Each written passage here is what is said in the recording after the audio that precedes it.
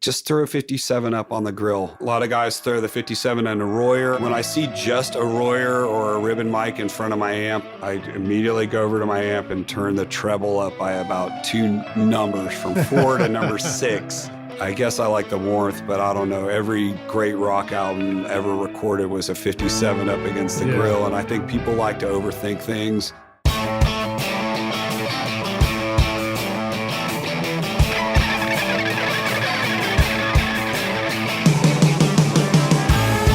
Welcome to Recording Studio Rockstars. I'm Lid Shaw, and this is the podcast created to help you become a rock star of the recording studio.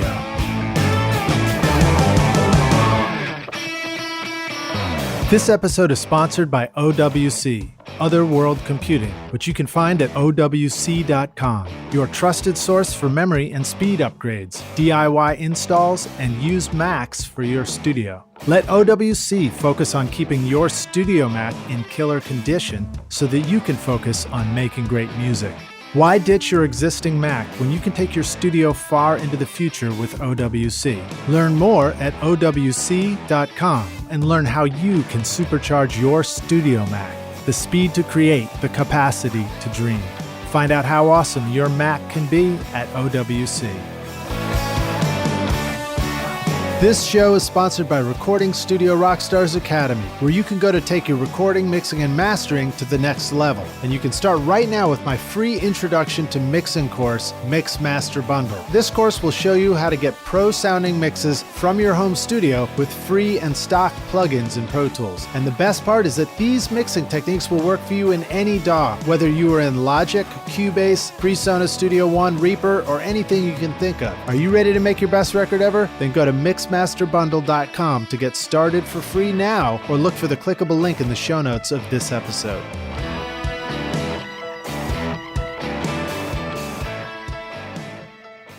Hey Rockstars, it's your host Lid Shaw, and welcome back to Recording Studio Rockstars, bringing you into the studio to learn from recording professionals so that you can make your best record ever and be a rock star of the studio yourself.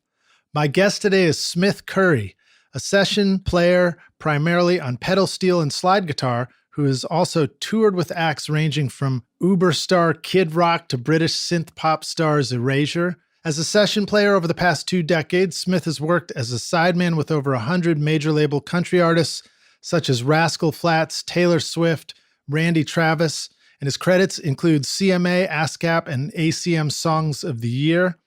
His playing can be heard on Randy Travis's #1 Three Wooden Crosses, Jason Aldean's #1 hit Why, Billy Currington's #1 hit Good Directions, among many others, and he's played with major label master sessions for legendary producers like Paul Worley, James Stroud, Don Cook, Blake Chancey, Kyle Lehning, Chuck Howard, and Ron Chancey. His compositional talents can also be heard alongside Jerry Douglas's and Ricky Skaggs in the score for the HBO movie The Grave, and on his upcoming solo record, American Idol. I've had the pleasure of working with Smith many times and always love his ability to bring a variety of sounds to a record, whether it calls for a traditional sound or something totally wild and unexpected. Today, we're going to talk about pedal steel and slide, what it means to be a session player here in Nashville, and anything else we love about making records. So please welcome Smith Curry to Recording Studio Rockstars. Smith, are you ready to rock, dude? I am ready to rock. More than ready. Dude, you got a good, strong voice for podcasts, too. Right off the bat, man. I like it. Yeah, fun. So give us a kind of a brief intro to who you are as far as like, how'd you get to Nashville and getting into recording and making records for a living? I came to Nashville in '94 actually to play Bluegrass Dobro, believe it or not. And just kind of... I think one of the things you asked me was to think of an inspirational quote, and this is kind of a strange one, but no battle plan survives contact with the enemy. So, I moved here to play Bluegrass Dobro. I saw a bunch of my friends that I met early on getting big name gigs with big name country artists. And so somebody talked me into picking up a pedal steel, so I started doing that. And within a year, I was working with Doug Stone on the road, and he was a really big guy in the 90s, a lot of great hits. His first 16 singles went in the top 4, I think.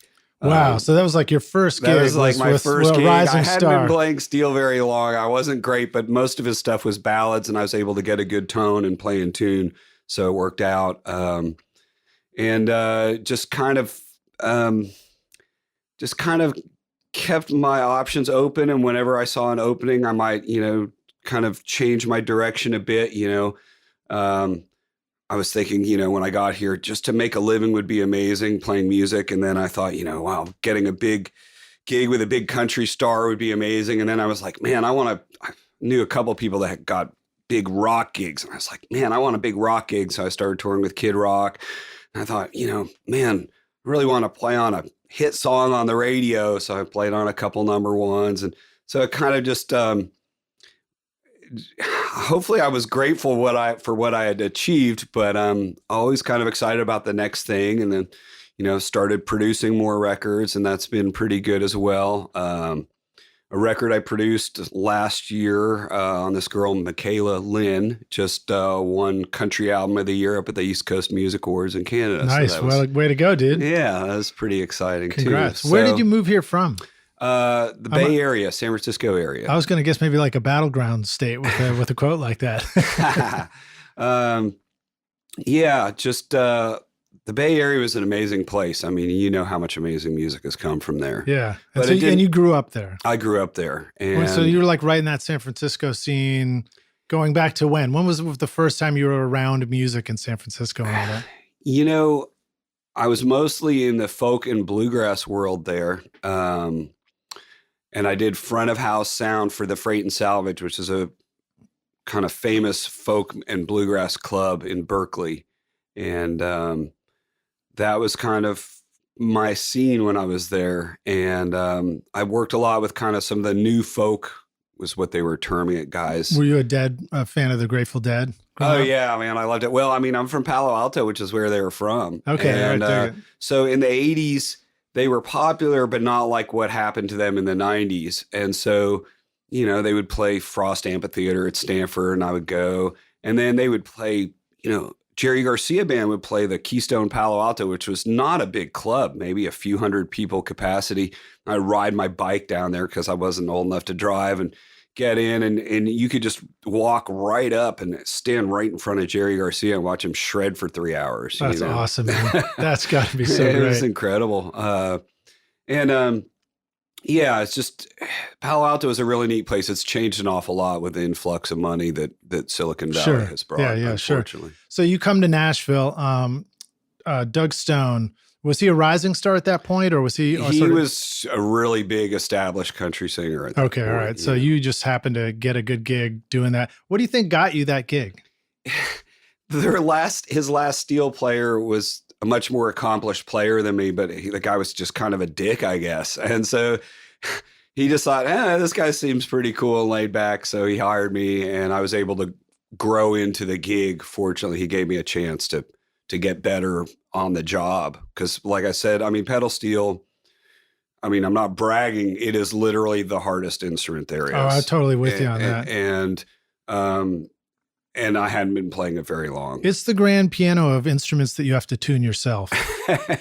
Tune yourself constantly while you're playing. And I mean, you not only tune the strings, but you tune the pedals and knee levers as well. For those out there that are unfamiliar with it, usually has either 10 or 20 strings if it's a double neck. Wow. But then pedals and knee levers that change the pitch of various strings to make new chords and make new licks and stuff. And so we'll dig into that a little bit more too, because sure. I feel like we've got an opportunity to break it down for people. Yeah. But it's one of the things that I love about being in Nashville is being able to record pedal steel. I mean, I'm not sure what other city I could have landed in where would have had the opportunity to work with all these amazing steel players. And I have such huge respect for the instrument and for the players like yourself, because it really is complex. I mean, you look at it, and even when you're trying to talk to a pedal steel or, player and maybe as a producer kind of guide an overdub along, it's like, how do you even describe what all that is? Well, and I think a lot of producers are kind of afraid of it and don't understand it very well. And thusly, it is like literally the slowest moving field of session musicians. It's kind of been the same half dozen guys for the last 15 or 20 years doing it. And I was kind of the new young guy from age 40 to age 50. And now there's a younger, newer guy than me that's been getting a good amount of work. But I mean, it's kind of, I think it's just because producers don't really understand. They're like, hey, just get the same guy that's on everything. Right. Yeah. So the first pedal steel player that I worked with was Al Perkins. Oh, yeah. He came fantastic. In and I was like, oh, this is cool. Who's this old guy playing? And he's very, what's the word? I don't know why the word fragile comes to mind, but I feel like his approach to the sound and the instrument is it's delicate. That's the word I want to use. And then, but at the same time, I learned that he had played on Exile on Main Street with the Rolling Stones. I'm like, no way, But it's cool. I think you guys also, because of maybe of what you said about there not being, just a glut of steel players, means that you cover all the variations of slide and steel on all kinds of, from rock to country and whatever. Yeah. And I think the guys, that have done well, especially lately as country has gotten more pop, are multi-instrumentalists. So they're still great on pedal steel, but they can pick up a guitar and lay down a rhythm track, or, I do a lot of that as well as even banjo and mandolin. But if I had my druthers, I kind of stay within the family and do a lot of lap steel and dobro and pedal steel. Those are kind of my three favorites. Yeah. For some reason, Russ Paul comes to mind too. Sure, somebody who came in and did a lot of He's kind of about as busy as anybody. And I know Jim Hoke also plays pedal steel, as well, right? I asked him because I was curious. Everyone was kind of under the impression that he just took it up a few years ago. And that is true, but he said he had one when he was in his 20s that he spent a lot of time on, because we were all shocked. Usually a guy that plays a ton of different instruments really well like that, we're always like, yeah, but he doesn't play pedal steel. And with him, you're like, oh, crap. But he has the guy is like a musical genius, right? And so he has a lot of really great knowledge. It's like kind of more the physical technique that maybe you can tell that he hasn't been wearing it out for the last 30 years or something. Right. But I love hearing him play. He has such cool ideas.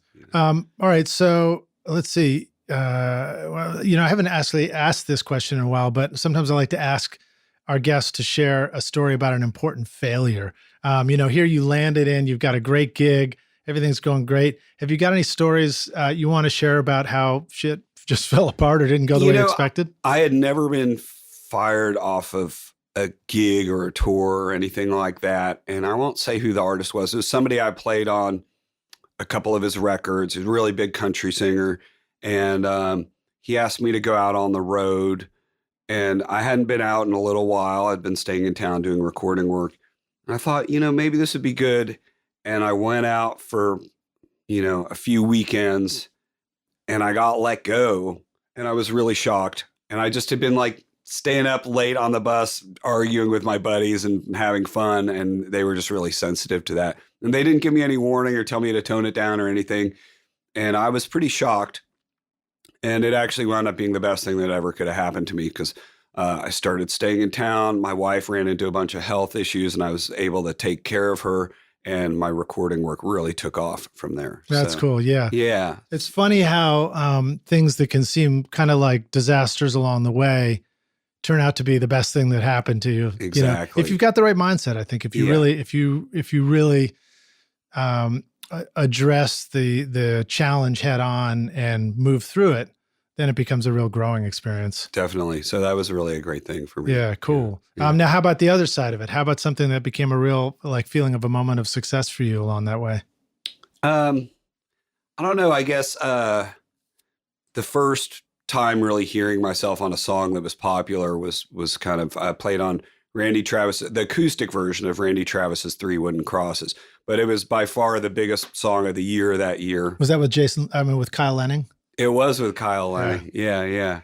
And he had just mixed a record that I had played on, and he liked my dobro playing, so he called me up. And I always kind of associate the name Kyle with younger folks, and I didn't know who Kyle Lehning was. Of course, he's a great producer, done a ton of stuff. And I was following the directions to his house for this overdub that he called me up to do.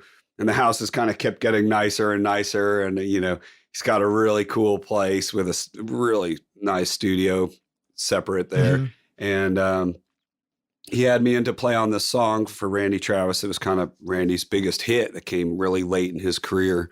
And it was the acoustic version, it wasn't the main version, but still they wore that thing out on the radio that year. And, you know, that was kind of so great to just hear my playing on the radio a bunch of times. So, yeah. And it's the radio. That's the thing. That's what I was going to ask too. Like, where did you hear it? I guess today you might hear it in a different context, you know, but you still could hear it on the radio for sure. Yeah. With pop country, terrestrial radio is still a big thing in a lot of ways for good and bad. But yeah, of course, you know, I mean, you can play on any old thing and it'll be on Spotify the next week or something. Right. But now you've also sort of branched into music that's composition for film and TV and stuff like that. You want to talk about that experience a little bit? That was pretty early on. The one you mentioned earlier that was on my bio. Yeah, that was a cool HBO movie, and they asked me to kind of come up with a couple of things. The Grave. Was it a spooky film? Yeah, it was cool, you know. So is pedal steel spooky? Is anything with a slide? Is it easy to get spooky? Pedal steel especially, right? But lap steel, you know, kind of scrape the bar on the strings and stuff. Yeah.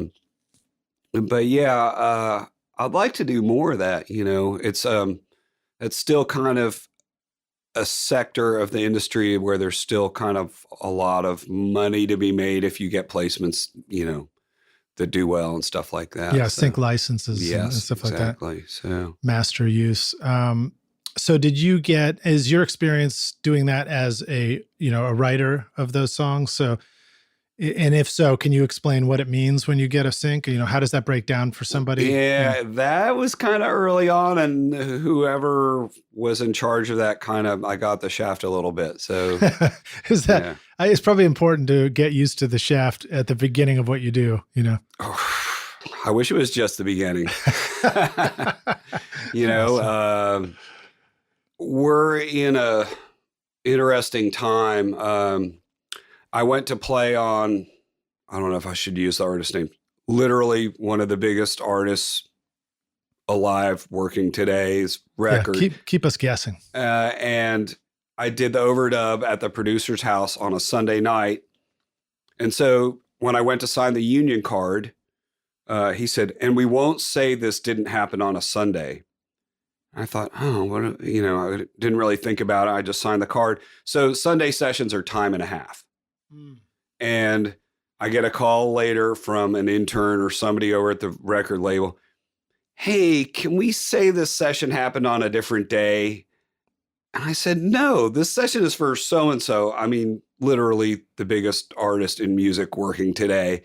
First of all, it's for them. Second of all, the producer said we wouldn't do that. You know, that artist I know for a fact would be pissed if he or she knew that the label was trying to cheat the session player out of several $100s. Right. I mean, if there was one record that year that we knew was going to make a lot of money, it was that record. Yeah. And it's good that you stuck to your guns on that. Yeah. Man. Do you feel like that was something that took a little while to learn, is just how to stick to your guns on stuff? It is. And sometimes I think it can screw you. I did a thing last year for a really big artist that was going to be in a big Jerry Bruckheimer movie. And I wanted it to be on the union card. I said, you don't have to pay me any extra, but there's going to be a lot of money on the back end of this. The film musician secondary market fund is like a really great thing for us.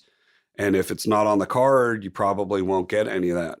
And like a week later, they were like, well, the film people just decided to use a string section there instead of your dobro. And I don't know if that was because I was sticking to my guns or not.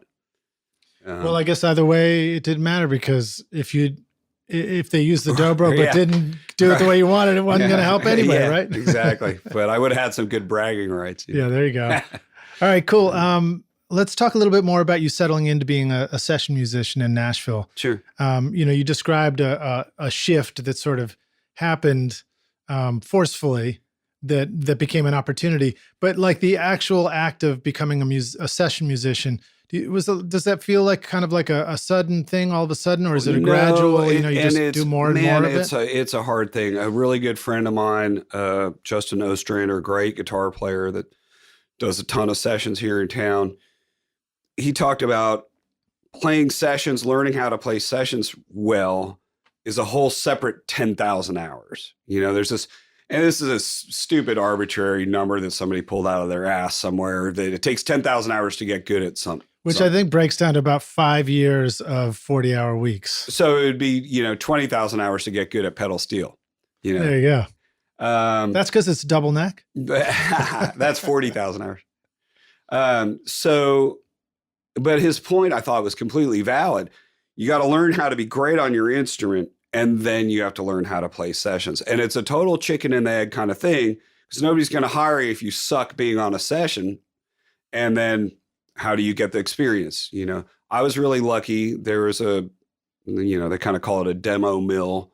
And that's where I got my start. And a lot of the music wasn't great, but I was in there all the time, working on stuff. Fantastic engineer here in town, Bobby Holland. Bobby's great. Yeah. Amazing guy. One of my best friends. He mixed all that stuff, and he actually calculated, kind of went back and looked at stuff, and we have worked on well over 10,000 songs together. Wow. Mostly through this Studio 515. That's a lot of songs. So Studio 515 was the demo. Yeah, it was the place that did a ton of demos. And why 515? What happened to 615? Well, that was their physical address in Berryhill. Okay, right, yeah. West. Was that is that near County Q? That was another one I knew. Kind of the other side of East Iris. Yeah. West Iris. So Berryhill, the County Q is the studio that I had been in. My buddy Chuck Pfaff and roommate went off to go do, engineering work for. And it was my first exposure to that world of demo work. And it's pretty amazing. Maybe you want to describe what a demo session is like? Paul Skolton that owns it was kind of the inventor of the slam session, where you have different songwriters on the same session. But they, arguably County Q is the busiest studio in Nashville for the last 20 years, maybe not so much just lately, but Paul's one of the greatest dudes. He helped Bobby get his start, helped a lot of great engineers, super cool guy. I was just working there a couple of days ago. So, you show up, sessions in Nashville start at 10 a.m., 2 p.m., and 6 p.m. Which ones do you like the best? I just care about how good the music is. And even then, people complain, man, even playing bad music with great players and great dudes. And, to some extent, the worse a song is, the more important you coming up with a great hook for it is, or something like that. I always think of the quote in theater, there are no small parts, only small actors. There's that guy who comes in and steals the show with he has a stupid 2-line part or something, but he's just so magnetic or something. That's funny. And just to complain about the music or whatever, it doesn't help anything. That's a good reminder too. And it's a good bit of encouragement, because I think, I work with a lot of independent artists. And so I've had a lot of experience making records with people that maybe nobody's really going to hear that record, but it can still be an important part of the whole career path of making records. And you still have an opportunity to pour your heart into it and really just try and do your best work. And then, as a session player, just, being that journeyman guy that puts in his, I took this to heart too. This is about 5 years ago, maybe a little more. I was at County Q, and JT Cornfloss, kind of legendary dude who's been in town and started getting real busy in the 90s. And he's just one of everybody's favorite people and players, just amazing electric player. And he had just come from like a Luke Bryan record or something like that. And what we were working on was just terrible and horrible. And, everybody else got their first part down and was off getting coffee and whatnot. And he put down a great first part. And he's like, yeah, I think this song could use another part. And, he's just in there by himself, just hammering away on this. And, he could have just said, yeah, I'm done. But his idea is like, you have me for 3 hours and I'm going to do everything I can, whether this is like the coolest record or the worst shit ever. You got me for this time, and it's going to make me a better person. It's going to make, this record a better thing. And I just really took that to heart, A thing about songs, I think a big key point in what makes songs successful versus ones that aren't is basically the singer, the artist, and the lyrics and who they are and how their voice sounds. Yeah, we still have the opportunity. It's the chords are still chords. The melodies are still melodies. We can make those, as great as we want to. Exactly. So sometimes if I'm on something that's less than stellar, I'm still having a great time trying to come up with a cool part or, go over to my pedal board and come up with a sound I haven't thought of before. I'll have a great time playing music regardless, All right. So let's jump in and break down the pedal steel guitar a little bit more. We've got 10 strings, or if it's a double neck, you've got 10 strings and then a second neck above that. That's another 10 strings. Yeah. Plus all these pedals. What do the pedals do? So on the E9 neck, which is the most common one, they raise and lower different combinations of strings so that you can basically so on a steel guitar, you're not playing the left hand, you're not fretting on the instrument with your fingers. You have a bar. So that's its basic shortcoming. So that's what the pedals and knee levers were invented to overcome, so you could get different notes and different chords. Right, because with my fingers, I can play a half step up on a different string. So on pedal steel, the E9 tuning, you can actually get all of the diatonic chords without moving the bar. So the E9 neck, if the bar is on the 3rd fret, that's a G chord. And you can press 2 pedals down, and that's the A minor, the 2 minor. You can use this knee lever, and that's the B minor, that's the 3 minor chord. You press these 2 pedals down, that's your C chord, that's your 4 chord. You press, a combination of pedal and knee lever, and that's your 5/7, 5 dominant, and then press the other knee lever, that's your 6 minor chord. And is that across all 10 strings or different combinations of strings? Most of them. It's a little tricky. Some of them become passing tones, and some of them you probably need to avoid to have some, or else the chord has a weird tonality to it. Right, but across a lot of them. So yeah. So why do you move your slide around? Oh, that's where the beauty comes in. The moving of the slide, plus while you're pressing different pedals and knee levers, gives it that really crazy, certain notes are going up while other notes are going down. Sometimes steel players love to get that kind of contrapuntal thing going on when possible.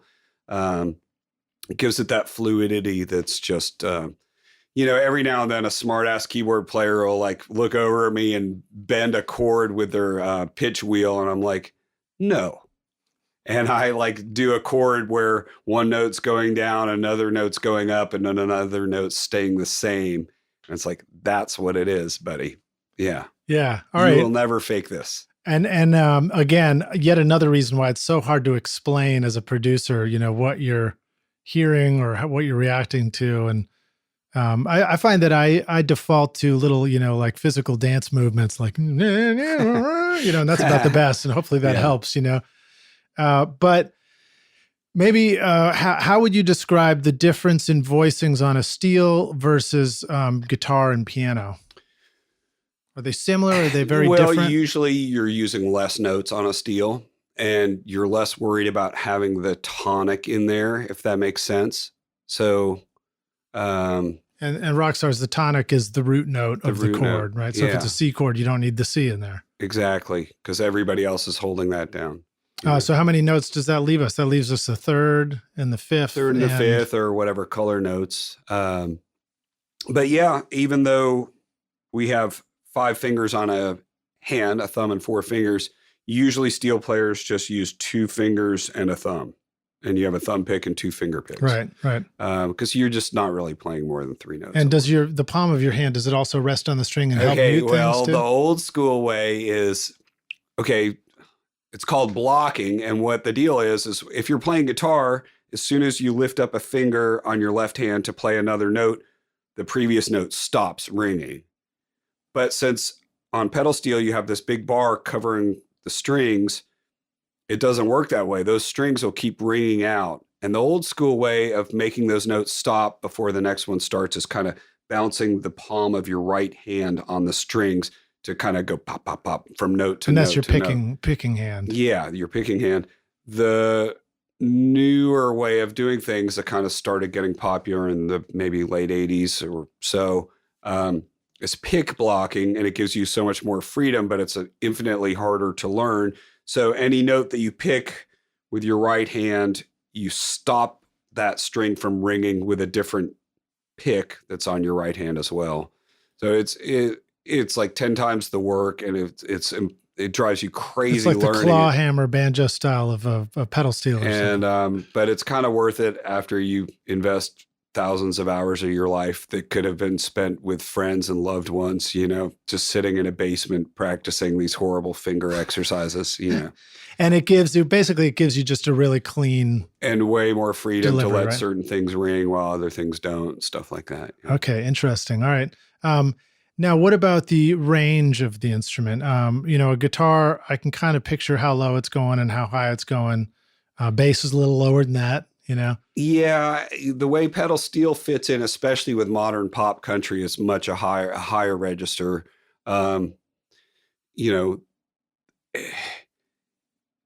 just don't get to play that low string that often, especially the more pop it is, the more higher register you are, because there's so many guitars going on a bit lower. So let me help me continue to visualize this. So if I'm playing open chords and I'm doing kind of a country song on the acoustic, E, G, C, D, A, whatever is going on down there, where relative to the guitar neck might your voicings for the steel be living? Oh yeah, good question.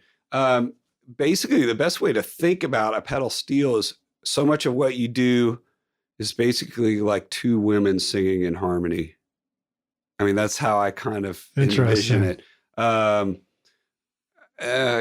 more modern thing, it's less harmonized thirds and sixths, but that's the old school thing for sure. And sometimes the newer stuff. But yeah, usually up, where you would be playing on the third string on an acoustic, on a regular guitar, third, second and first strings, just on any fret, those strings is kind of usually the high strings of the guitar. The high strings of the guitars. Usually. Yeah. Okay. And then when I think about country music, I'm thinking about major chords and minor chords, root, third, fifth, triads. But the pedal steels, brings in these sixes and stuff like that. What sort of, generally speaking, is there a way to think of what kind of harmonies you would be drawing from with the pedal steel part? Well, certain things, if you play the sixes and the nines too much, that's going to sound Western swing. So kind of got to stay away from that for the more modern things. And then even be more careful about how you bend things can sound more or less, quote, country. But yeah, the prettier stuff, you want to work off of the major 7 type tonalities. Even if the guitars don't go there, you can go there. So a really common thing is when everybody goes to the 4 chord, you still kind of stay on the 1, and it gives it that major 7 type, really pretty thing. Oh, that's cool. That's a good little tip right there. I might try that on a guitar. Yeah, it's kind of Dan Dugmore was the first, real progenitor of that type sound, I think. Yeah, he's kind of the senior guy, still working as much as anybody. Fantastic player, great guy, famous for playing on the Blue Bayou Linda Ronstadt solo, but he's played on a million records in Nashville, and just kind of everybody loves him. Cool guy. All right, so let's talk a little bit about what it means that pedal steel is paired with country music. What thoughts do you have to share about that? It's a little unfortunate that it's such a flexible, interesting, and it's been used on a million other things. Everybody from Elton John to Steely Dan. Obviously, steel guitar originated in Hawaii before there were pedals. And what has traditionally been a very white instrument has been kind of popularized by Robert Randolph, Mm-hmm. who's a fantastic player, but uses it quite differently. So, I mean, I think, the world is open, it's just kind of waiting to be used on anything and everything. Yeah. So why do you think it originated in Hawaii? Is there any reasoning behind why the steel came from there? And was it electric or was it acoustic before that? It started acoustic, Yeah. and then I think kind of the blues guys and some of the bluegrass or country guys were the first guys to kind of borrow that sound. It was just a fluke, I think, that it started out there, and then Hawaiian music had that. It's not because you can't keep the action low enough on a guitar in Hawaii with the humidity they have or that something great like that. slack key acoustic playing too. That's a really neat style. Yeah. But yeah, I think kind of Bashville Brother Oswald was one of the first country guys playing dobro, and then cool. Josh Graves was the first one that really dug in and played bluegrass dobro. And that's kind of what led me to Nashville. Is I was at a bluegrass and folk music festival near Yosemite, California when I think I was 20. And I was there with my girlfriend. I heard this music down there, and we walked down to the stage, and Jerry Douglas was playing with Russ Behrenberg, and my head just exploded. I was like, oh my God, that's what I want to do. And I just kind of threw myself into that instrument. And you just started with dobro. Yeah, I was doing a lot of Delta blues at the time, bottleneck slide, Robert Johnson type playing. Yeah. And then I just kind of threw myself all into playing, on the lap, dobro style. So you would dig this. I mentioned that Tim Easton was in here for the interview before you. Yeah. And he's doing a record right now where he went to Oklahoma, I think, to San Antonio, Texas, to go record in the same hotel that Robert Johnson recorded in. Oh, wow. I think that was how the story went. So he's making that part of his new record. And I guess I imagine that, if you're out on the West Coast, Palo Alto, that's about as close as you can get to Hawaii. Yeah. So there must have been some influence on, the music that was happening in the folk scene there. There was a lot of great bluegrass players in the Bay Area when I was there. I mean, they're still there. Guys like Mike Marshall, Laurie Lewis always had a really popular band with great players. Scott Nygaard was one of the best flat pickers I've ever heard, and they're out there doing it still. So there was a really vibrant bluegrass scene there, surprisingly. People always associate that with maybe the Carolinas and Nashville and stuff. But so I guess, coming from bluegrass, there's a natural transition to country. And, if country becomes electrified, the steel became electrified, the pedal steel. So that's kind of what happened to me as well. Yeah. But I love playing bluegrass dobro. Why don't you break down a dobro and its tuning for the rock stars? So, you could tune it to anything, and a lot of people play lap instruments in different tunings, but standard dobro tuning from the low string to the high string, 6 strings, just like a guitar, G, B, D, G, B, D. And that sounds counterintuitively like you wouldn't have many options since it's just 2 major triads. It's the same 3 notes in 2 octaves, but you can get the major and minor 6. You're playing with a bar, so you're very limited. It's like playing guitar with 1 finger, So to hear somebody ripping it up on a dobro or on a lap steel, have a little respect, because it's like they're playing guitar with 1 finger on their left hand. Didn't Jerry only play with like 2 or 3 anyway on his right hand? I think everybody uses the same thumb and 2 fingers, but on the left hand, you got 1 bar, and it's like playing guitar with 1 finger. So any kind of tuning, what tuning you're using is extra important because it enables you to get around more or less. Also with that tuning, obviously playing out a G is good since it's a G chord, and you can get, using 3 strings, using different open strings, you can get the 3 minor chord, the 6 minor chord, and the 4 minor chord without using any bar slanting the bar or any kind of trickery. But then also playing out a D is amazing as well. Really versatile key. And then you can use a capo. So between those 2 tunings and a capo, you really can get around well in almost any key, if that makes sense. So in other words, short of introducing a capo, if you've got songs that are in G or D and you're thinking, oh, I bet Dobro would sound good on this, you're right. Yeah. And then, of course, you can always detune or use a capo. There are special Dobro capos. It's kind of funny, as the last 10 years I've done way more recording work than live stuff. My ability to play Dobro or lap steel in certain crappy keys has kind of gotten worse because I always just retune on the, because you got the luxury of being able to you have the do time that. to, yeah, interesting. What are some of the common misunderstandings about pedal steel and or lap steel and Dobro? Well, a lot of people just don't know what those are. I mean, and then I can't count the number of times that, playing at a club or something and a drunk girl come and ask if she could play my keyboard, I let her sit down at the pedal steel and then she realizes something's horribly wrong. A friend of mine said he got off stage after playing pedal steel and some guy was like, man, that was awesome, but your band sure broke a lot of strings tonight. He goes, not really. Why? He goes, well, you were up there making strings the whole time. Making strings. I remember Jeff Beck saying something about lap steel looking like you're ironing, Right. Yeah. Well, yeah. What's it like, by the way, to because you're in this sitting position, yet you are rocking out. So is there a conflict of body movement and dance? That's why, sometimes when I'm performing, the more rocking stuff, sometimes the tones lend themselves to a lap steel, which you can play standing up and run around.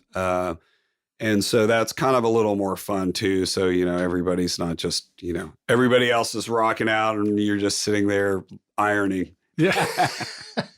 So now you have a lap steel that sort of is shaped with a little thing to kind of go around your waist and stuff like that. Is there a name for that style or that version of lap steel? There's not really. That the one I mainly use for that kind of thing has a little separate bar that attaches that kind of helps you hold it up like that. And it's a belly bar, they call it, because it goes up against your belly. But, and then Dobro, learning to play Dobro or lap steel while standing up is actually surprisingly difficult because the neck kind of wobbles around so you've actually gotten pretty good at the instrument sitting down where it's very stable. And now all of a sudden it's wobbling around. And unlike a regular guitar where your thumb is wrapped around the neck of the instrument, anchoring your fingers, you don't really have that luxury playing Dobro or lap steel. Yeah. And so kind of one of the things you need to learn early on for Dobro and lap steel is use your pinky, keep your pinky on your left hand always on the strings as an anchor, kind of the way in lieu of having your thumb wrapped around. Yeah, it keeps the instrument in check and your hand knowing where you are probably too. Exactly. Do you find that playing slide instruments, you can close your eyes and play more than if you were playing a fretted instrument? I would think less. I mean, you really got to, and it's a real challenge in the studio is looking at the chart and your left hand at the same time. As I recall, I gave you a music stand. You're like, no, I like the chart down low. For lap steel and Dobro, sometimes I'll just put it on the floor. And for pedal steel, I like a music stand that goes really low. So you're just kind of looking straight down across your left hand at the chart. Whereas if it was higher up on a music stand, you'd be flicking your eyes back and forth. And that's where how a number chart is written out kind of has a real impact on you. Sometimes people like to write long rows of numbers, and it's really hard. You look down at your hand for a second and you look up and it's just a giant page of numbers. So sometimes the 2-column method of writing out a Nashville number chart is helpful for me. All right, dig it. We'll jump back into that in just a sec. We'll take a break now for the jam session. Rockstars, a reminder that I've got a YouTube playlist of Smith's great work in the blog post. You can just go click through on your mobile device or on your computer, wherever you are listening to this, and go check that out. And when you're there, please remember to subscribe and hit the notification bell on YouTube and drop in a comment below if you're watching this on YouTube. We'll see you in just a minute for the jam session.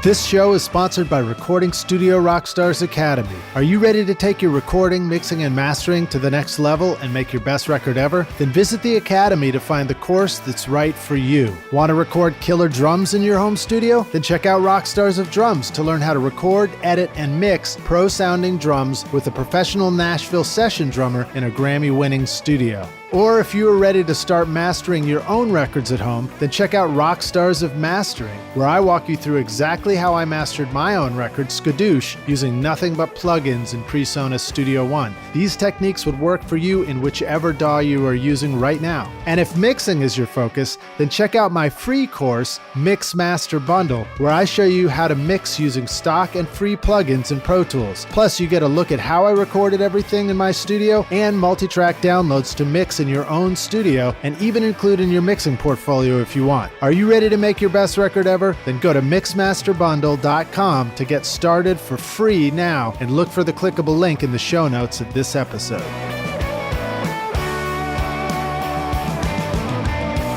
Are you using a Mac in your recording studio? Are you tired of feeling like the studio setup you worked so hard to create is becoming obsolete too quickly? Wouldn't it feel great to have a trusted friend to help you keep your existing Mac and studio setup current and relevant so that you can focus on the thing you love most, which is making great music? Well, now you can rely on OWC, Other World Computing, which you can find at OWC.com, whose mission it is to help you get the most mileage out of your existing Mac. Whether you need to upgrade your RAM, install an SSD drive, add more connectivity, or simply find a great used Mac that's ready to rock, OWC will help take your studio into the future with a vast library of DIY install videos, 24/7 friendly support, and free shipping in the US on most items over $49. Why get frustrated and ditch your existing computer when you can take your studio into the future with OWC? Learn more at OWC.com and find out how awesome your Mac can be at OWC.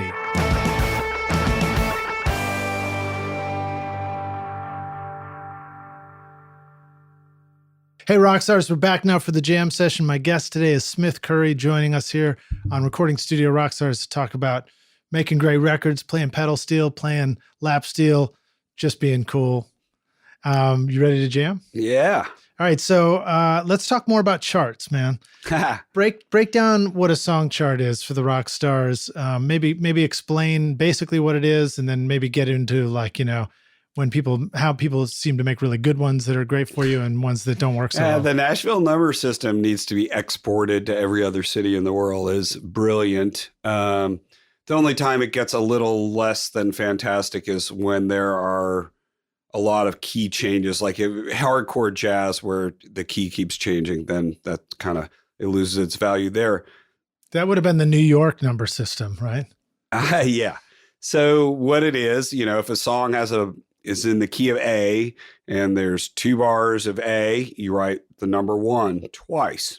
And then if there's a bar of E, you write the number 5 once, so it's, right up the scale.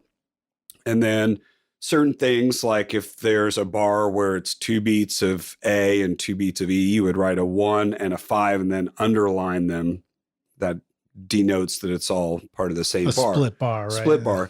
And then, if you go to the E just for beat 4, you would just put like a little hash mark above the E that would show that that's just a beat 4. Okay, chord. so it would say it would be a 1-5 underlined with a little hash mark above the 5. Yeah, and that would show you play, the A chord for 3 beats and then a quick, beat 4 E chord. Do sometimes people put 3 hash marks above the A chord? Yeah, you could do that if you want to be extra, and then, if it's a E minor, you just put a minus sign next to the E. If it's diminished, you put the little circle, and if it's augmented, you put a plus sign. Stuff like that. And if it's major, you don't have to put anything after it. You don't put anything. Even if it would have normally been a minor chord. Yeah, you just don't put anything. Okay. And then a lot of the other stuff is still kind of the same. You'd use brackets to show a section repeating and all that kind of stuff. But okay, so for a few things to make this brilliant, if the singer decides to change the key, you don't have to rewrite all the charts. I always think in numbers. Pedal steel players especially think in numbers. If the bar's on the 6th fret and that's the 1 chord, you press these 2 pedals, that's the 2 minor, you press this knee lever, that's the 3. You don't have to think about what the name of the chord is, Yeah. And then even, guitar players, if you're capoed up on the 4th or 5th or 6th fret or whatever, and you're playing G, A minor, C, you're just thinking 1, 2 minor, 4, right? I mean, you don't want to have to transpose all that in your head and think what the names of the chords are. You just think you begin to learn the open tunings, and the different ones are different numbers relative to each other. And I mean, music is mathematics. It's not grammar, so numbers always just make sense to me. Sorry, I said no, open tunings. I just meant like open chords. Yeah, open chords. And then it does get a little tricky, figuring out like you've learned the numbers in one open chord voicing, and then you're like, why don't I capo this on the 5th fret and play this as a C chord instead? What does that look like? It's a little bit of a mind leap, but it is quicker, I think, than trying to figure it out the other ways. And then the other thing is, the 1 always sounds like a 1 and the 5 always sounds like a 5, so you kind of internalize that. But yeah, I love that. Every now and then I get on a session and there's a letter chart. I'm like, it's kind of hard. But, kind of the longer I play sessions, the less I look at my chart, I think also. You just sort of hear it in your head, instinctively where to go. Usually everyone gets their charts and you listen down to the song once. And, I'm not saying I know exactly what the entire song does after hearing it once, but I get closer to that, and I'd rather just kind of focus on playing my instrument than looking at. I feel like if I look at a chart, I'm more likely to play off of the chord instead of playing to the song, if that makes sense. Yeah. And as a session player, your first and primary goal is always just serve the song. You never inject too much of yourself. You always want to give it some personality, and but you got to serve the song. By the way, Rockstars, I don't know if you could hear the coffee maker shutting down in the background there, but it just occurred to me that may become like a theme in the second half of the podcast, because we always take a break and go make a coffee during the jam session break. And then when we come back in, I forget to turn the machine off and it shuts down halfway through. Coffee is a super important part of studio life. I come into a new studio. Most people would want to see what the, mic pre's and what the mic locker and what compressors are, I want to see, I want to see the coffee situation. Are we drinking good coffee or are we drinking junky coffee? Yeah, exactly. How do we feel about coffee that comes in those plastic bins like Maxwell House with the big top? There's a lot of that in Nashville, unfortunately. Is there really? There's a lot of Keurigs, which I have mixed feelings about. I think it's kind of an environmental disaster. I agree. But it's always a mixed bag of whether it's going to be good coffee or not. But usually it's pretty good. Yeah, well, you can put good coffee in there for sure. Yeah. So, all right, well, let's keep jumping forward. As far as charts again, what are some things that people do? You described writing the numbers like long ways across the paper. What's an appropriate way to write the numbers? I prefer writing them in 4-bar lines. So you write 4 bars. If the phrase really only has 3 bars, you would just write 3 numbers and move on to the next line. And then kind of do that all down the left-hand half of the page. And then you put a big line down the middle of the page, and the second half of the song, if you need to go that far, would go down on the right-hand side of the page. Okay, and that's just easier for me to see little 4-bar segments, instead of a giant line of numbers. Right. And then, do you put like IN for intro to the left of those 4? Sure. And then, you mark the section so people know what's going on. And then do you also tend to put lines between the verse and the chorus? I do. A lot of the time, people who write the charts don't, and that's fine. And just while you're listening down to the song, to the work tape, I've kind of section off my little sections. And it's all about just making the visual cue as simple and as easy as possible. Exactly. So you can and I think on other music, instruments, It's not that big of a deal. Guitar players can just glue their eye to the page and just play. Right, because there's fretting chords. On steel and dobro, I'm really having to flick my eyes back and forth from the page to the... So that was a meaningful question when I asked you if you could play with your eyes closed. It's a very much answer is no. Yeah, on dobro and lap steel, you have to look at your left hand more than pedal steel for sure. That's interesting. Yeah. All right, cool. So, any other chart tips that we want to share? Man, I think that covers it. Are there any funky chord voicings that you need to know a special little code for? No, I think you see a lot in Nashville, on charts. 1/3, 4/6, Looks just 5 like a over 7, fraction. which is basically denoting the third and the bass of a regular chord. Yeah. But that's usually written out, and that's. Or how about a 4/1 where the Sure, pedal where it's steel kind of a continues that sus one type. chord, like you said. Yeah. I play that. I can't help it. Dig it. All right. So let's talk about setting up your steel amps and pedals to get the right sound. What do we need to know if we don't know anything about this? I have, I basically use old Fender Blackface tube amps, and I have them pretty dialed in for steel guitar with some mid-range cut out of them. I have my amp guys kind of go in and tweak a couple things. And whenever I get to a studio and somebody's like, man, I got a really great, amp pretty much just like that. Let's just use mine. And if I say, okay, I always wind up regretting it because I kind of have mine so dialed in with the right speaker and the right mid-range and all of that. Getting the mid-range right, in so many parts of recording is tricky and so important. So what's a common error as far as mid-range goes with amps and stuff? Is that it's just the amp just is too harsh in the mid-range? It's a steel guitar thing, just trying to get that really right. So I usually bring a Fender Deluxe Reverb. I have a 66 that I've used incessantly. I have a couple of Fender Bassemans that I love as well. And man, it's hard to get away from them. They're so fantastic. I commented the other day to a friend, Leo Fender, I don't know if you ever would have guessed it, but so much of the modern country and pop music is just all played on Fender, old 60s Fender guitars and bass and amps, Fender bass. He just got it right.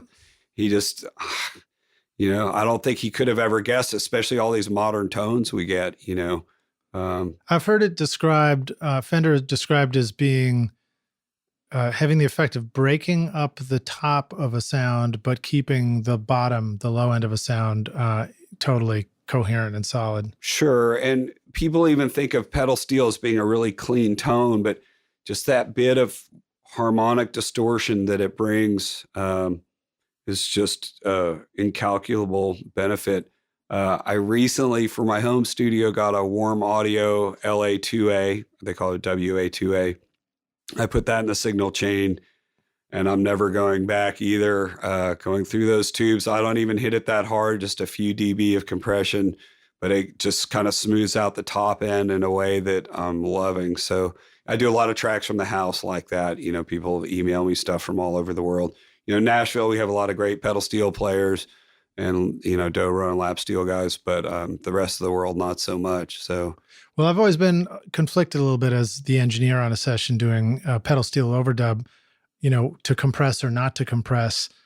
The engineer in me wants to plug in compressors and go for the sound, but the pedal steel is it's not like an electric guitar where your volume's wide open and you're hitting one, exact level and going for that. It's the volume pedal that's constantly in play. And so you have to be really careful with compressors for sure. And we also definitely drive engineers and other players kind of nuts. The older you get and the more years and years and years, you get more consistent. But, especially you hit a drive pedal or a distortion or something, and you pick up a different instrument, a lap steel or something, and your level changes. And of course, you kind of can drive everybody a little batty with that. But there's no set maximum with the instrument because you're always using that volume pedal. So I guess what I'm getting at as an engineer too is there isn't a compression setting that you're like, that's the right setting. Cause if you bring the volume down, it changes. So I tend to just go, you know what, I'm just going to let it be what it is, especially recording into something like Pro Tools. There is no sweet spot level for that necessarily for steel. To some extent, I'm going through that LA2A just for the warmth and what it brings to the table. And you're dialing it into where you like it. I mean, I'm barely touching it with the compression. It's more just for the tone. Yeah. And then, I can always add some compression in the mix. And I think I've done that, but I also think that there's more of a tendency for it to be valuable to just simply ride the fader for the pedal steel in the mix, because, you really just a question of and right a compressor will change the attack, since, the volume pedal is such an active component. Yeah. So, Let's talk about appropriate effects for pedal steel. Yeah. Well, what do you bring to the party as the steel player? What should an engineer bring to the party as doing the recording? Okay. Well, so to be a viable pedal steel player in 2018, I guess 2019 shortly, just kind of being a straight, sounding clean pedal steel on pop country stuff. I mean, that's valuable, but being able to do a lot of cool effecty stuff, a lot of beat synced tremolo stuff, I find really useful. I mean, I have a really big pedal board, and I'm not afraid to kind of go there. I even have like a really cool Boss guitar synthesizer. I can't remember the model number, but it's like a kind of a floor model about 12 inches wide, and maybe it's like $600. I wish I could remember the model number right now. SY300, I think that's it. Okay, all right. Really neat sounds, and it tracks you don't need a special pickup or anything. It tracks your pitch really well. So I love kind of doing different sounds, different timbres, everything else. But as far as recording me, man, I'm just throw a 57 up on the grill of my amp. And a lot of guys throw the 57 and a Royer. I think that can be useful. I'm not going to say it isn't, but when I see just a Royer or a ribbon mic in front of my amp, I immediately go over to my amp and turn the treble up by about 2 numbers, from 4 to number 6. I guess I like the warmth, but I don't know. Every great rock album ever recorded was a 57 up against the grill. And I think people like to overthink things. And up against the grill, we're talking about physically close to the amp, so you get all that proximity, all the warmth, and the bass boost. Just right there, How about as far as where it is centered on the speaker? Does it get too bright for you at times? Or usually too dark? about halfway between the center and the edge, and on axis, just right there. Yeah. That is something I feel like I could experiment with more, maybe over Christmas break when I actually have a minute to do something. The other thing I feel like I could experiment more with is different speakers. Yeah. It's something that a lot of players are kind of lazy about, because it's kind of a pain to try different speakers and stuff. But obviously the speaker is a huge part of your sound. I've been, Warehouse Speakers is a really cool company, and they've helped me out a bit. And they made some great stuff. They have their kind of vintage 30 clone that's fantastic. Has a little bit less of a mid-range hump, so I like that. And I built, I put one of my old Fender Bassman blackface heads into a combo cabinet, and I wanted one of their vintage 30s, but that could handle the extra power of the Bassman. So they were really cool. They custom made me this thing with a bigger magnet on the back and more doping on the front. And that thing is just a hoss, man. It's so cool. That's awesome, man. All right. So I will share a tip for miking up an amp. Okay. So this is one that I've learned on the podcast, having some of our guests on, like Jamie Tate and many others. But you unplug the guitar or the pedal steel or whatever you got from the amp, turn the volume up, and then lean in with your ear and get in close and move your ear around until, one ear, until you hear something you're like, I really like, that seems like a sweet spot for tone. Then I'll just put my finger there, hold my finger in position back way, and I'll put the mic in the same just spot. From the hiss. Just from the hiss. It's like you can hear the tone. I've seen people do the same thing with just the hiss and you moving the mic around. Yeah. And some people will talk about doing that with headphones on too. Do it with headphones on, so you really hear it in the headphones. But I found it to be really remarkable, because you very quickly, you get something and then you listen to it later and you're like, sounds great, Yeah. All right, cool. So let's talk more about your pedal board. What are some other pedals that go into your pedal board? So for pedal steel, delay and reverb are the most important things. I've been using the Strymon Timeline like so many people have. I think there's some other stuff out there now that's probably pretty comparable. And that thing's a little bit of a bear to use live, but in the studio, you got a lot of great options. Can you talk about, when you talk about the delay and the reverb, and I know you have a volume pedal, what order do things go in for it to be set up? Okay, right? So for pedal steel, I always want the delay and the reverb after the pedal, the volume pedal. And delay, then reverb. What's the reason, and what's the effect of that? It has to do with how the volume swells. So I have another couple of like multi-effect things that happen before the volume pedal. And sometimes with a really long, big reverb before the volume pedal, that bloom you can get from having it before the volume pedal is really useful. So basically the short answer is if you can do it, have both options. Right. I recently got the new Line 6 HX effects, and it is a fantastic piece of gear. It's got tons of effects in it, right? Tons of stuff, and they're all so much better quality than their older M5 and M9 that they used to, that everyone had. And I have it doing a lot of expression stuff. I have a new volume pedal. This guy, Derek, who makes, I think his company's DB Instrument Amp, but he makes a volume pedal that does expression stuff when you go side to side with the volume pedal. So I can have that like increase the delay times and the repeats and the volume of the reverb and other stuff, like really bloom cool. And doing the tempo of a tremolo, stuff like that. So that's been a real game changer. Pedal steel players, you know, as if it wasn't hard enough for you already, right? Exactly. Both hands, both knees, both feet are occupied. So I've never been able to do like a wah sound at the same time. And now I can, you know, stuff like that. So, but yeah, so now I have both hands, both knees, both feet, and one foot is going up and down and side to side while doing everything. What's left? I mean, is it going to be like a tongue controller? No, I already thought about that. The nostril flare-orizer? There were those breath controllers. Oh, yeah. I thought about, I researched it a bunch and it was going to be a pain in the butt. So it still may happen. Maybe there could be like a neck one where you like chin up and down. And that sounds like kind of what the quadriplegic might have to use to get his wheelchair around or something. All right, cool. So, what was it again? The Line 6 HX effects. Yeah, I've been loving that thing. Effects. That thing is killer. Cool. I've seen you use that. Now, what about the pedal board? Is everybody use the same pedal board pretty much these days, or what? You know, people use the pedal train system a lot. They're cheap and they work with a lot of artists. What makes it a system? Well, it's kind of rails, and so the cables go in between, underneath, basically. Right. And it's just really light. But there are a lot of great custom pedal board builders here in town. XTS, I think, is the name of the guys that all my friends use. They are not cheap, but they do amazing custom pedal boards. I think if I had the cheese, I probably would have them do something for me. But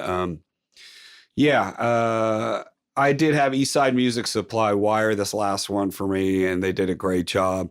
And before, I'd always kind of done it myself, and this time it looks so clean, and you know, you can actually fit more crap on there if you have, you know, those custom solderless things. So it's pretty nice having that. You know, I mean, even with them kind of hooking me up with a bit of discount, it's with that huge of a pedal board, it's not cheap. But. Yeah.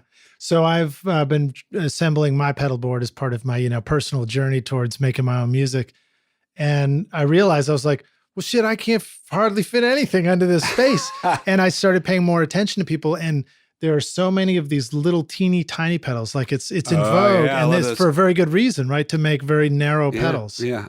Mooer, Mooer, was one of the first companies to make a lot of those mini pedals and make them cheap and make them really well.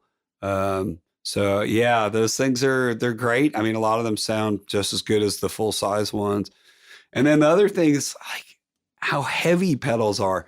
Like my pedal board, the rails and the case together weigh like on this huge pedal board weigh only like 5 pounds or something. But with all the pedals and the power supplies on there, it weighs like 60 pounds. Nice. So I wonder if some of those pedal manufacturers, they're like, we can't charge $300 for this pedal if it weighs next to nothing. Let's make it heavy. Just put rolls of pennies inside it, you know? So I can't help but think that maybe there's a little Somebody's bit of got a pedal called the penny roll, I'm sure.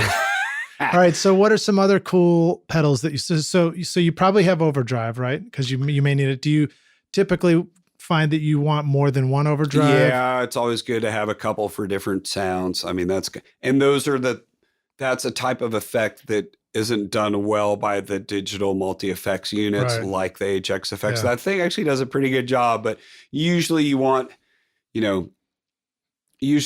hardware versions of your your drive pedals. Where do those go in the signal chain? They go pretty early on, kind of usually you want compression, then compression and wah go very early, and then, drive stuff comes So compression, next. but not for your pedal steel, for the lap steel? I hadn't used a compressor on my board at all in quite a while. And Robert Keeley, who's been a really good friend of mine for many years and makes fantastic stuff. He has a Compressor Pro, and it's almost like having an 1176 or something on your board. You got attack and release and ratio and threshold and output gain. And you actually have a strip of LEDs, which shows you exactly how many dB you're compressing it with. And I actually do like hitting my pedal steel just a touch with it.